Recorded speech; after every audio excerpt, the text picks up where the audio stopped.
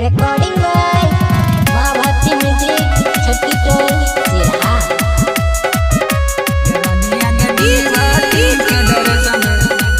धर्मेंद्र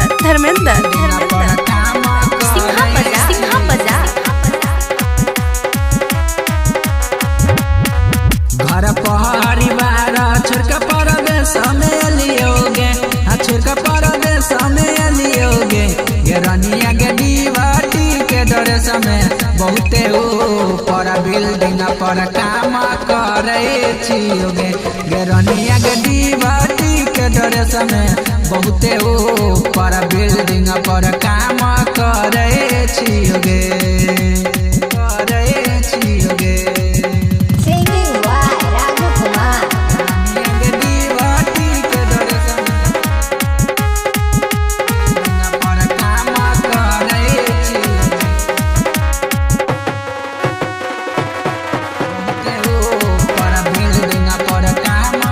बुझने रहती परदेश में इतना दुख होई छही रनिया के।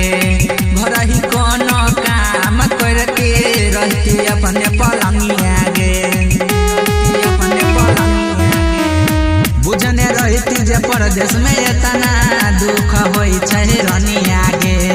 घर ही कोनो काम करती सुख से रहती पलंगिया में।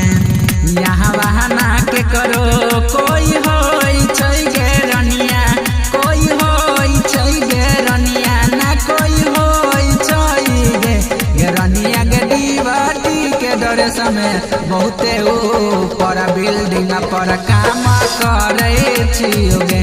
गेरनिया के दीवाटी के ड्रेस में बहुते ऊपर बिल्डिंग पर काम करे छियोगे।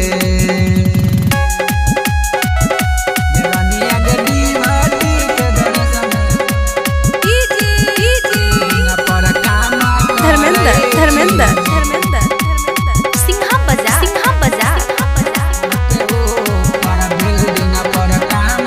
जब जब घर के याद जे आवे पोछे छिया सुरमाल से।